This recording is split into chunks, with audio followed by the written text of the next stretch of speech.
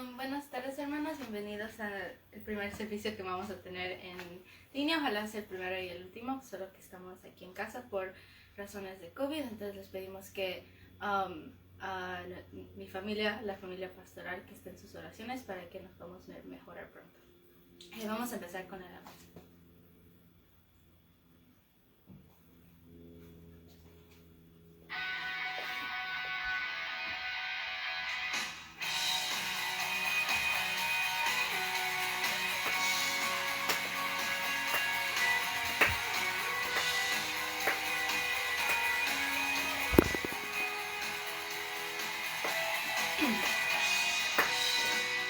Por ti es mi clamor y sin ningún temor en ti puedo confiar. Bendito Jesús, y yo escuchar tu voz de sanidad, restaurando mi ser. Bendito Jesús, mi deseo eres tú, mi momento de amor, la alegría de vivir. Bendito Jesús, eres mi fuente de amor, eres aire y eres sol, el latir del corazón. Bendito Jesús, bendito amor de mi Señor.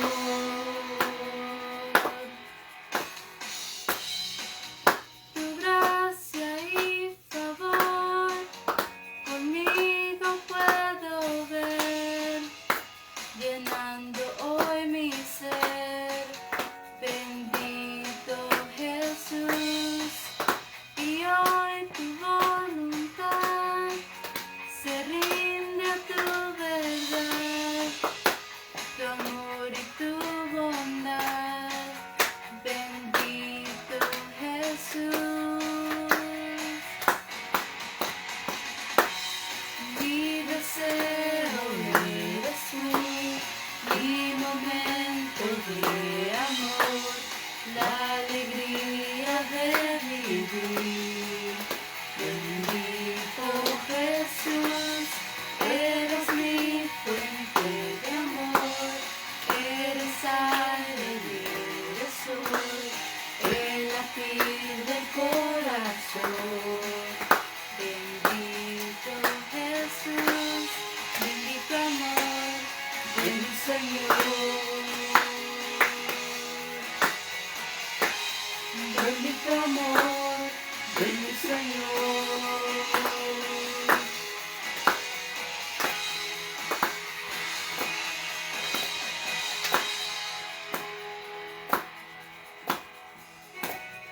Mi deseo eres tú, mi momento de amor, la alegría de vivir.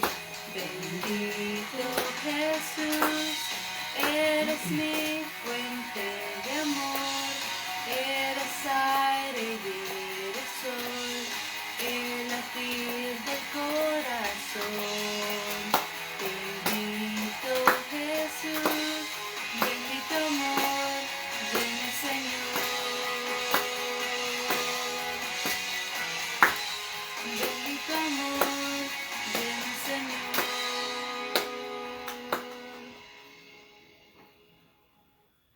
Señor Padre nuestro que estás en los cielos y en la tierra, Señor, te doy gracias por este domingo, Señor, te doy gracias por el privilegio que tenemos de poder alabarte, Señor, y glorificarte a ti, Señor. Te pido, Señor, que cuides este mensaje del pastor, Señor. Te pido, Señor, que sea de bendición para cada uno de nosotros y podamos llegar a casa con una nueva perspectiva, Señor. En nombre de Cristo Jesús. Amén.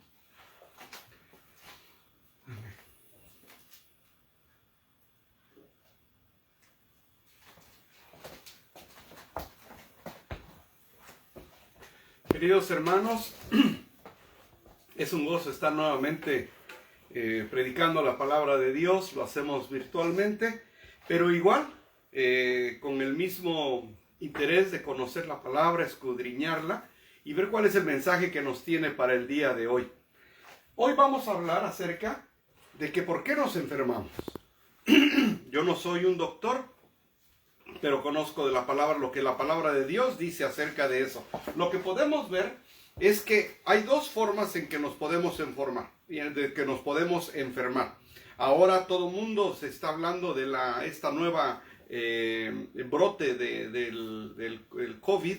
En un momento les voy a dar una gráfica de cómo están las cosas y parece ser que en algunos científicos están considerando volver a cerrar nuevamente fronteras y lugares de trabajo y cosas así, porque los índices son alarmantes. Entonces esa es una forma de enfermarnos, violaciones a las leyes naturales de Dios, que son los principios básicos de salud. Por ejemplo, fumar, beber y drogas, que el cuerpo no fue diseñado para eso, lógicamente que nos trae problemas de salud.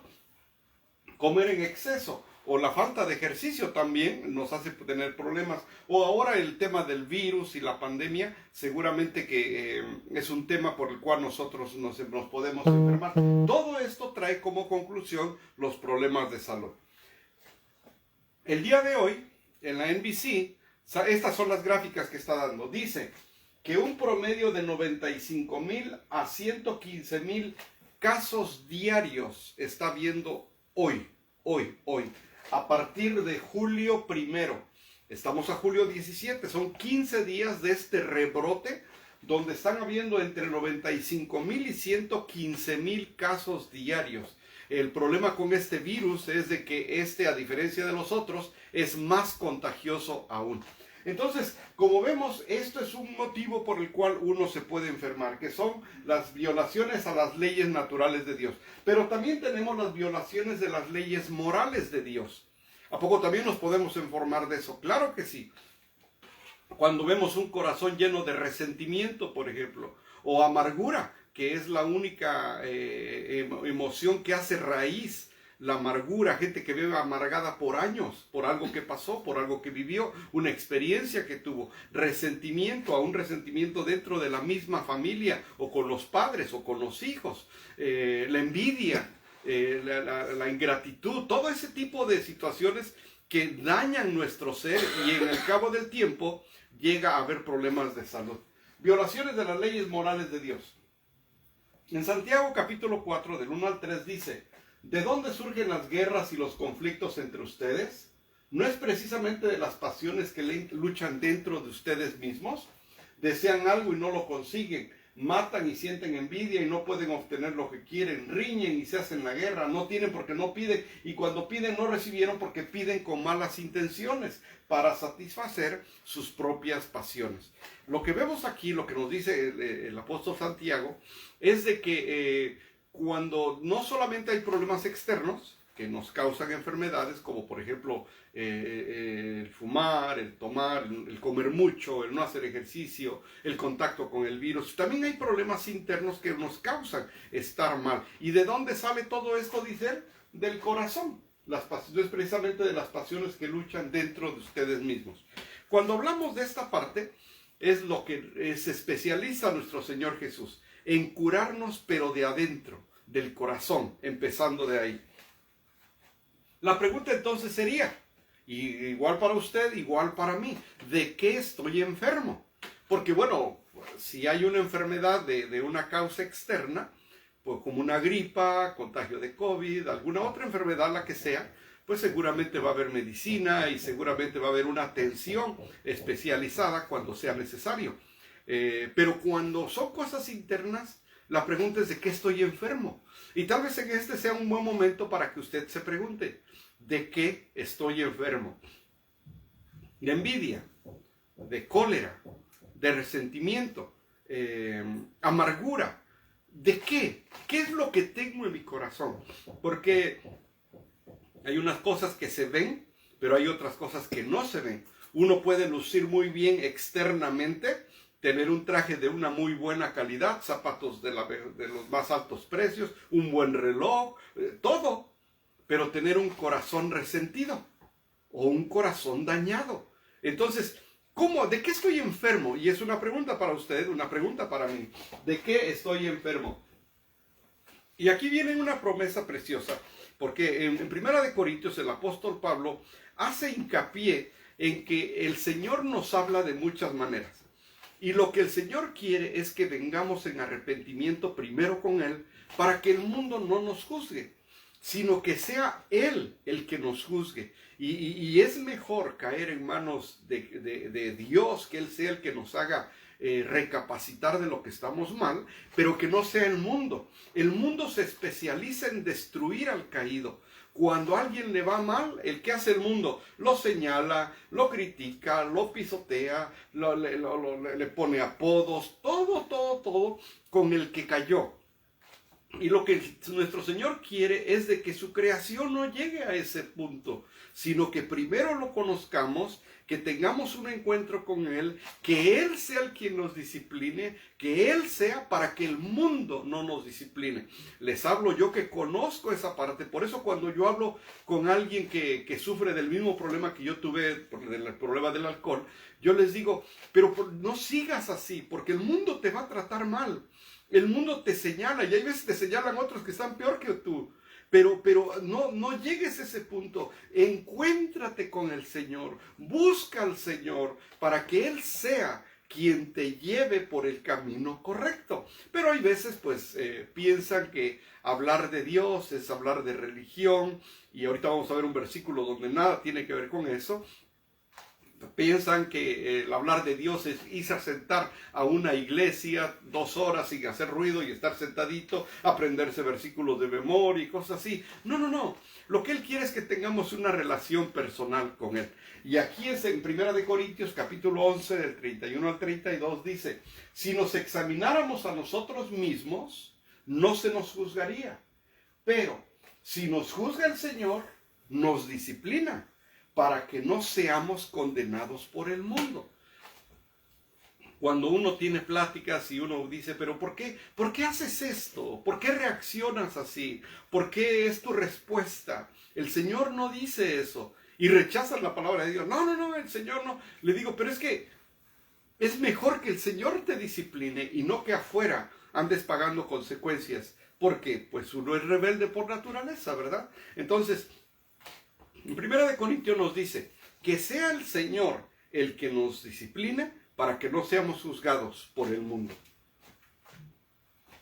Y aquí vamos ahora a ver Mateo 9, no es nuestro versículo todavía para el día de hoy, pero aquí hay algo muy importante. Mateo capítulo 9 de 9 al 13. Al irse de allí Jesús vio a un hombre llamado Mateo, esto habla del llamado de Mateo, sentado a la mesa de recaudación de impuestos. Sígueme, le dijo. Mateo se levantó y lo siguió.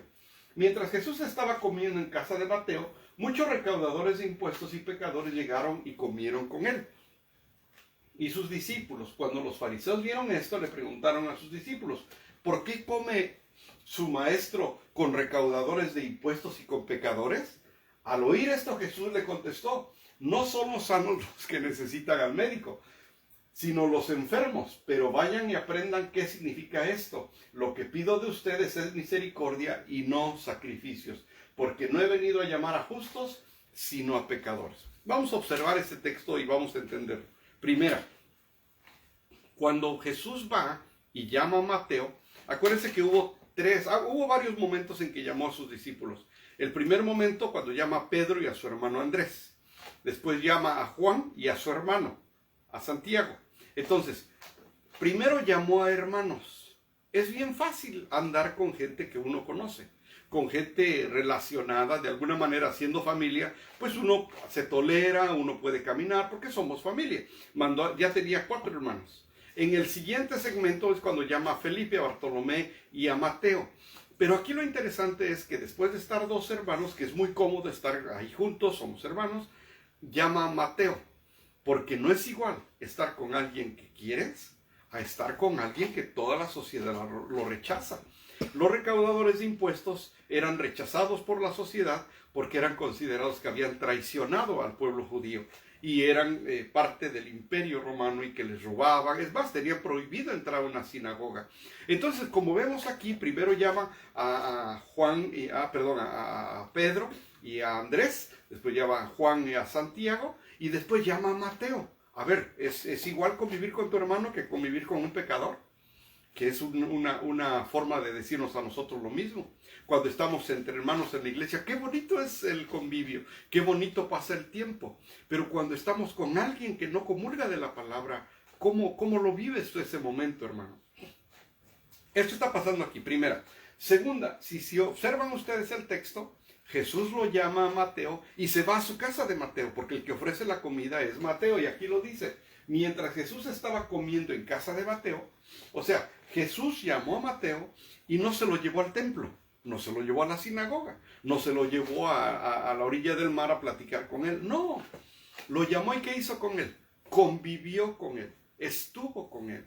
Y es lo que quiere hacer con nosotros, convivir con nosotros.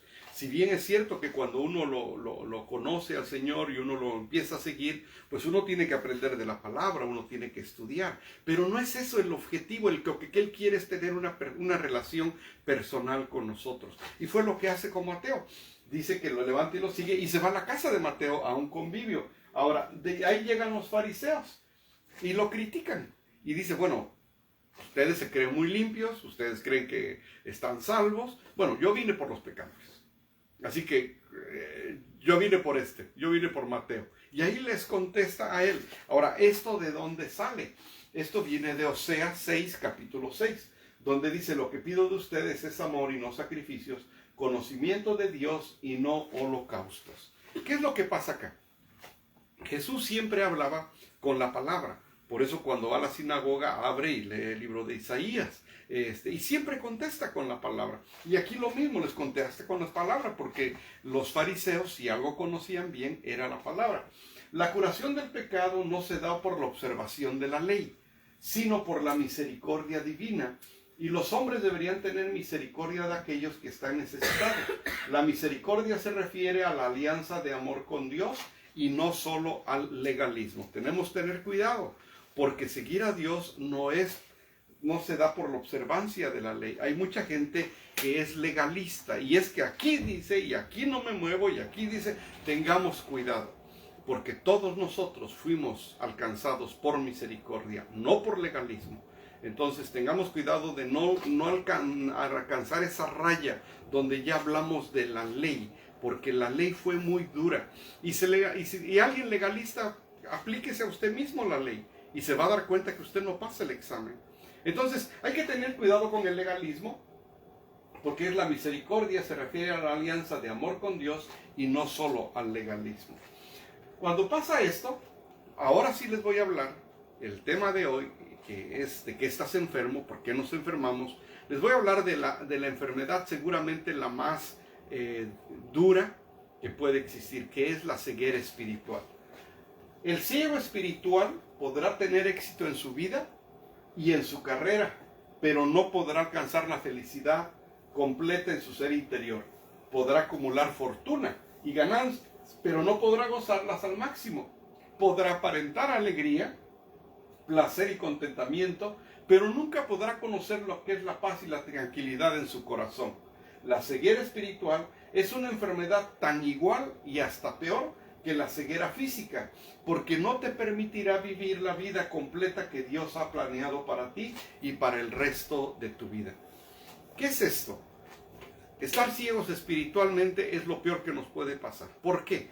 Vida solamente va a haber una, no tenemos otra en este tiempo que vamos a estar sobre la tierra. ¿Cuánto va a ser? No sé. Dicen las escrituras que tal vez 70 años, a lo más 80 para los fuertes, tal vez un poco más. Acuérdense que llegar a ser anciano es un privilegio que no a todos se les concede. Entonces, el tiempo que vas a vivir, vívelo en su plenitud, pero no en la plenitud que tú quieres, en la plenitud que Dios quiere para ti. Porque es ahí donde uno se llena, cuando uno sabe que está uno haciendo lo correcto ante Dios.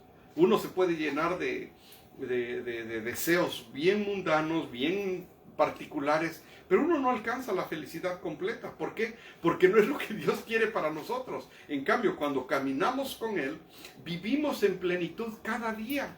Cada día lo que Dios nos ofrece. Hoy me dio estar junto al mar, disfruto estar junto al mar. Mañana me da una enfermedad, pues disfruto el día en soledad.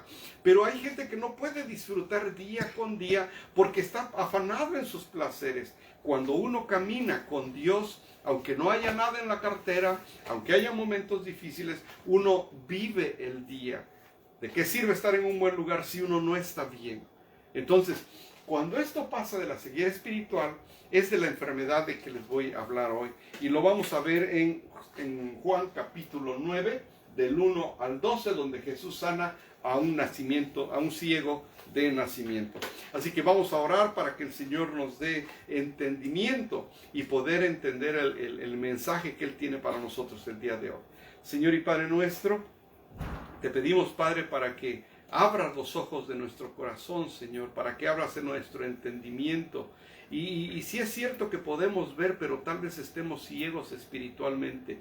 Y yo te pido, Padre, que nos reveles el mensaje para este día. En el nombre de Jesús te lo pido. Amén. Así que, hermanos, aquí está el texto de Juan capítulo 9, del 1 al 12, donde dice que a su paso Jesús vio a un hombre que era ciego de nacimiento. Y sus discípulos le preguntaron: Rabí, para que este hombre haya nacido ciego, ¿quién pecó? ¿Él o sus padres? Ni él pecó ni sus padres, respondió Jesús, sino que esto sucedió para que la obra de Dios se hiciera evidente en su vida. Mientras sea de día, tenemos que llevar a cabo la obra del que me envió. Viene la noche, cuando nadie puede trabajar. Mientras esté yo en el mundo, luz soy del mundo. Dicho esto, escupió en el suelo, hizo barro con la saliva y se lo untó en los ojos al ciego, diciéndole: ve y lávate en el estanque de Siloé, que significa enviado. El ciego fue y se lavó, y al volver ya veía. Sus vecinos y los que lo habían visto pedir limosna decían: ¿no es este el que se sienta a mendigar? Unos aseguraban: sí es él. Otros decían: no es él, sino que se parece. Pero él insistía: soy yo. ¿Cómo entonces se te han abierto los ojos? Le preguntaron. Ese hombre que se llama Jesús hizo un poco de barro, me lo untó en los ojos y me dijo: ve y lávate en Siloé. Así que fui y me lavé y entonces pude ver. ¿Y dónde está ese hombre?, le preguntaron. No lo sé, respondió. Este es el texto, hermanos, que nos va a entender lo que llamamos la ceguera espiritual.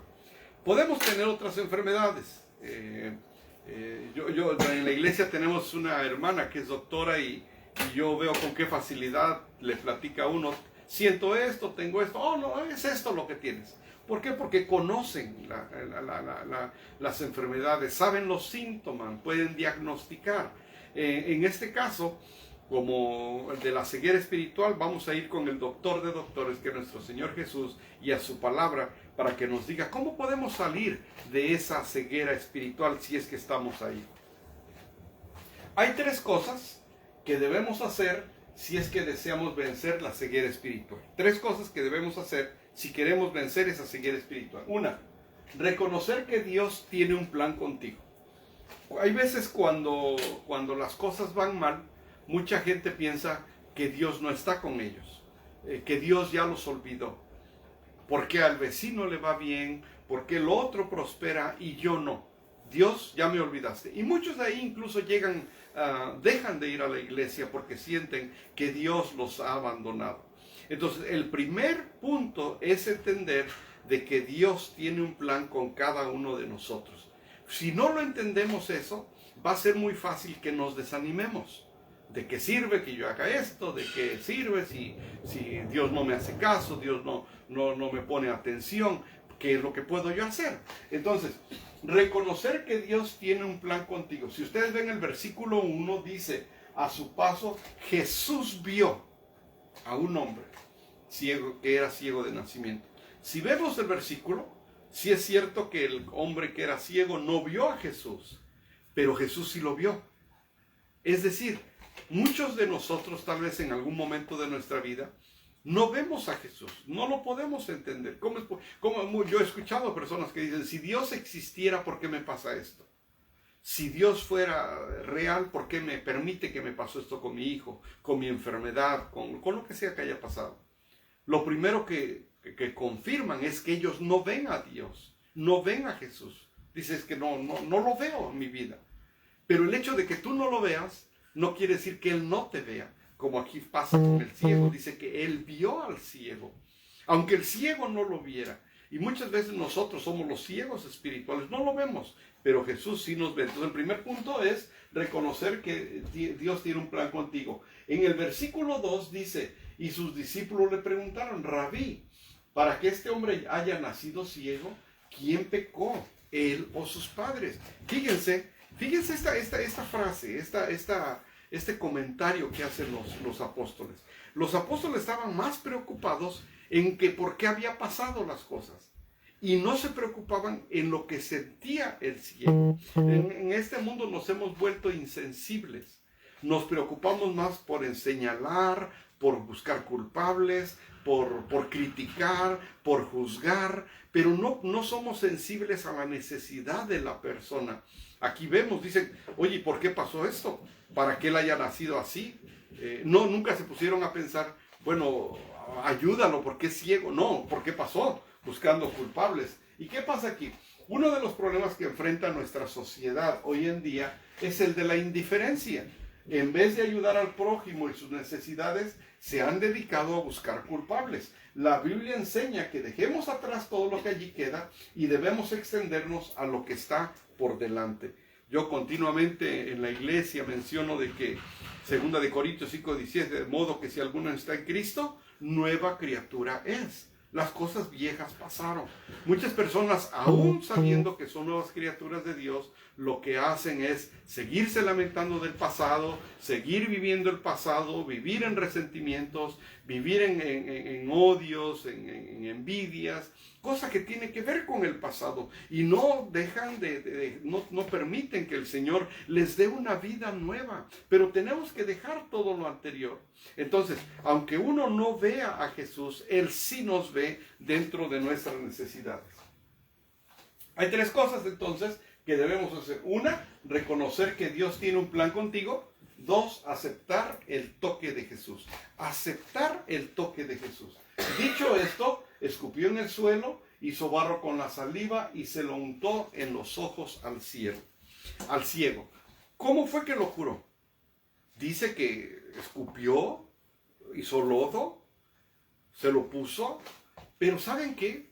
Jesús pudo haberlo salvado también nomás diciéndole, ve, y él podía haber visto. ¿Y por qué él escoge que sea con lodo y escupido? Se dan cuenta de ese momento, escupe, hace lodo, se lo pone en los ojos. Muchas veces nosotros queremos que nos cure igual que al otro. Por ejemplo, usted está pasando por una situación y uno quiere que Dios me cure como lo curó a él. Que me vaya bien como le va a él. Y eso no puede ser, porque Dios tiene un plan diferente para cada uno de nosotros. Hay ocasiones donde Jesús nada más les dice, ve, y es todo. No escupen lodo. Pero en este caso sí lo hace. Y el ciego es muy humilde, porque después lo que sigue después es un paso que no todos daban. Y muchas veces nosotros cuando estamos enfermos, cuando queremos que el Señor nos ayude, como que nos comparamos y decimos, no, el Señor no me ha curado porque no le hizo como a Él le hizo, o no me ha curado como a Él lo ha curado. Pues claro que no, Él te va a curar como Él quiere. Y aquí dice, Jesús tenía poder para decir la palabra y ese hombre hubiese quedado sano inmediatamente, pero Dios tiene la autoridad de hacerlo de la forma en que Él lo considere. Yo le digo, hermano, porque si usted está pasando por una situación donde dice tal vez, es que no, a otro enfermo lo curó de otra manera, a mi primo lo ayudó de otra manera, ¿sí? Tal vez sí, pero Dios, Él es soberano y Él decide cómo hace sus cosas con cada uno de nosotros.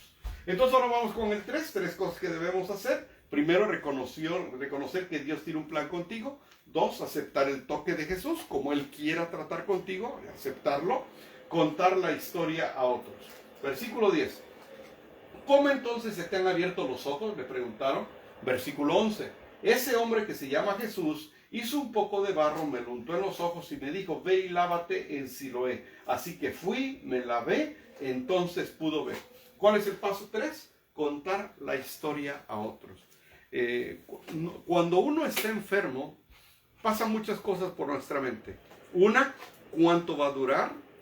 ¿Si me voy a curar? ¿Cómo voy a quedar después de que este tiempo pase? ¿Qué estoy perdiendo? Muchas cosas pasan por nuestra mente. Y muchas veces lo que ahí sentimos es de que no nos vamos a poder curar. Es probable que muchos que me están escuchando tengan alguna enfermedad, alguna situación difícil y hayan ya pasado por momentos de crisis donde sientan que no tiene solución. Entonces, precisamente muchas cosas Dios permite para que cuando las pasemos, para que cuando las libremos, vayamos y llevemos las buenas nuevas a otros que están enfermos, tal vez de lo mismo o algo parecido que están pasando. ¿Qué vamos a decirles? Vamos a comentar con ellos lo que Dios hizo con nosotros. Igual, y podemos utilizar ese texto y dile, a cada enfermo Dios lo va a tratar diferente. A este enfermo Dios le plació hacerlo con saliva y lodo. Hay otros que simplemente los tocó. Es más, otros ni siquiera Él los tocó. Ellos lo tocaron y fueron salvos. ¿Se acuerdan de la mujer con el flujo? Ella simplemente lo tocó. Es cada quien, es una forma diferente como Dios trata con nosotros. La forma en que Dios trabajó conmigo es muy diferente a cómo va a trabajar con usted, hermano. Así que dice, ese hombre que se llama Jesús, lo primero que le viene a la mente a él es contar la historia a otros. ¿Y quién? Acuérdense, cuando uno habla de sanación, cuando uno habla de restauración, quien se lleva toda la gloria, quien se lleva todo el honor siempre es Él, no nosotros. No podemos decir, es que yo le hice así, es que yo le pude hacer así, es que yo le hice de esta manera y yo con lo que tenía y yo con lo que sabía, nada de eso. Sino lo que pasa es de que toda la gloria se le da a Él. Y el ciego bien lo supo, dice, ese hombre que se llama Jesús, a Él le dio todo el crédito. Luego lo mandó a que se lave al estanque de Siloé, es lo que dice el versículo. El estanque de Siloé era uno de los lugares donde el agua tenía la característica de estar emposada. Algo que pasaba en ese pozo es de que el agua estaba por mucho tiempo ahí. Yo no sé ustedes si conozcan, pero yo en el pueblo de donde nací, de pronto cuando llovía circulaba el agua bonita, agua clara, hasta tomaba uno de ahí, era rico, ¿no? Pero el agua del río. Pero dejaba de llover por el resto del año, pues llovía muy poco, y había pozos que se quedaban ahí. Esa agua estaba emposada. ¿Qué es lo que había? Había animales, había basura, había microbios, y entonces le dice, ve a ese pozo. La gente no le gustaba ir a ese pozo.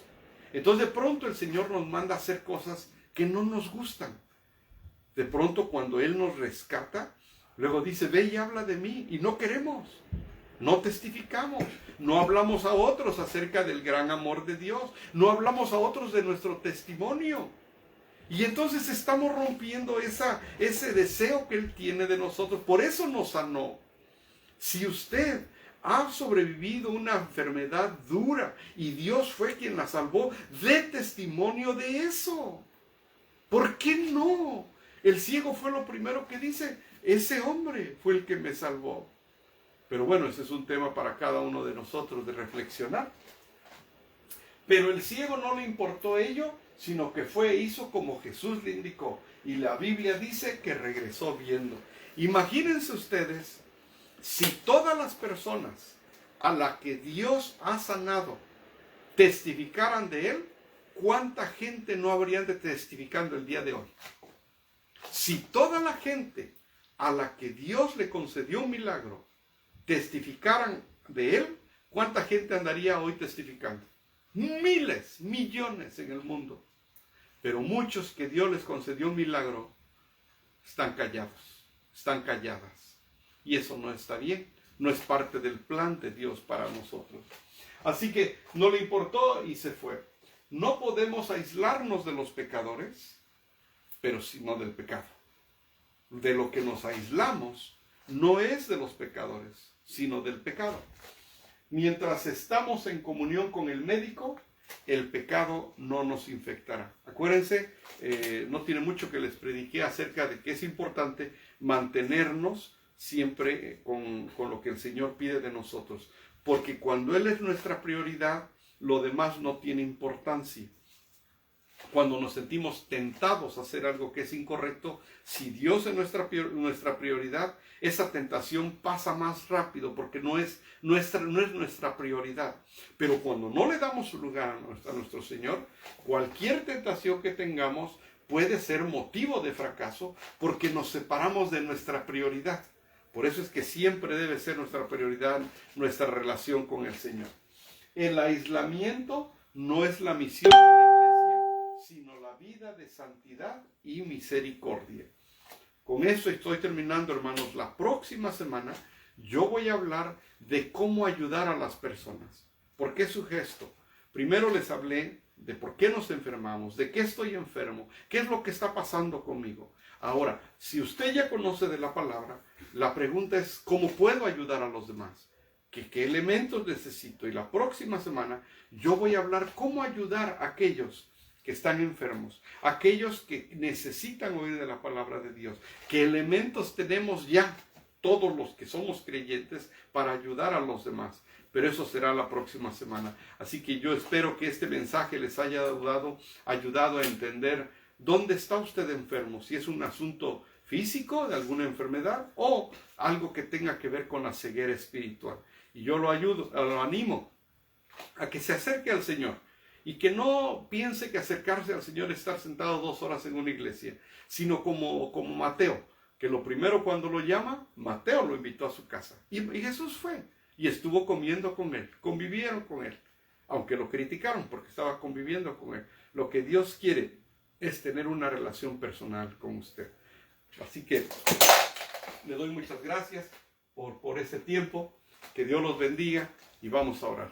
Señor y Padre nuestro que estás en el cielo, te damos gracias, Padre, por tu palabra y porque nos haces ver la importancia de tener una relación contigo para poder ver, pero no poder ver con nuestros ojos físicos, sino poder ver con eso que tú nos enseñas en nuestra alma, Señor. Eso que pasa dentro de nosotros y que muchas veces no lo vemos. Yo te pido por todo aquel que esté pasando por una situación difícil, Padre, que se acerque a ti, porque estando contigo no nos puede ir mal. Y también te pedimos, Padre, que cuando tú decidas sanarnos, Padre, aceptemos la forma en que tú lo hagas. Tú actúas diferente con cada uno de nosotros. Así que, Señor, gracias te damos porque tu palabra siempre trae un mensaje para el día de hoy. En el nombre de Jesús te damos las gracias. Amén y amén. Dios los bendiga, hermano.